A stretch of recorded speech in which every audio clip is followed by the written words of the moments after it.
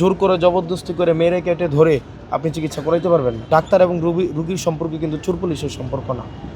আমি আপনাদেরকে অনুরোধ করব, আপনারা সহযোগিতা, ডাক্তারদের কিন্তু আপনারা প্রতিযোগী না, আপনারা সহযোগী হবেন এবং আগামী 1 মাস আপনারা অবজার্ভ করেন। 1 মাস অবজার্ভ করেন, আপনি জোর করে জবরদস্তি করে মেরে কেটে ধরে আপনি চিকিৎসা করাইতে পারবেন না।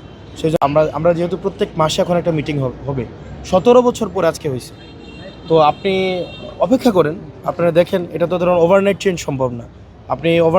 আপনি দেখেন না, ওভারনাইট চেঞ্জ কোনো দিনও পসিবল না। সুতরাং আমরা তাদেরকে সহযোগিতা করি, ডাক্তারদের সাথে আমাদের কথা হয়েছে, আমরা তাদেরকে কোঅপারেট করবো তাদের পেশাগত জায়গায়, ডাক্তাররাও রুগীদেরকে তাদের পেশাগত জায়গায় কোঅপারেট করবে এবং আপনাদেরকে কিন্তু কোঅপারেট করতে হবে। আপনারা যদি প্রতিনিয়ত ডাক্তারদেরকে একটা চোর হিসাবে ফ্রেম করেন যে তারা চিকিৎসা দিচ্ছে না, তারা ডাক্তারদেরকে কিন্তু তাদেরকে মানসিকভাবেও তাদেরকে এন্টারটেইন করতে হবে, এনকারেজ করতে হবে।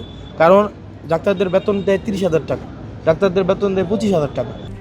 RICL TMX, যুগের পর যুগ স্থাপনা থাকে মজবুত। আপনি দেখেন একটা ডাক্তার 25,000 টাকা, আপনি নিজে বলেন তো, আপনার এলাকার সবচেয়ে ব্রাইটেস্ট স্টুডেন্টগুলোই তো ডাক্তার হয়েছে নাকি? আপনার এলাকার, আপনার স্কুলের ডাক্তার, আপনার স্কুলের সবচেয়ে ভালো ছাত্রটাই তো ডাক্তার হয়েছে নাকি?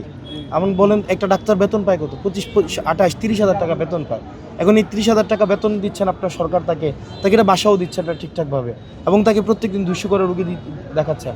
আপনি 8টা থেকে 2টার মধ্যে 200 রুগী দেখাচ্ছেন। একটা ডাক্তার কতক্ষণ সময় দিতে পারবে আপনি বলেন? মানে এটা কি সম্ভব?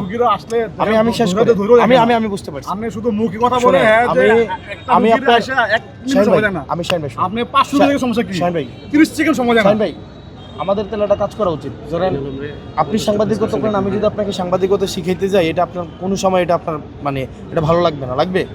আবার যারা ডাক্তার, তাদেরকে ডাক্তারি না শিখে তাদেরকে আমরা আপাতত আমরা আমাদের ম্যানেজমেন্টের জায়গা থেকে যে কোঅপারেশন করার দরকার এটা আমরা করি।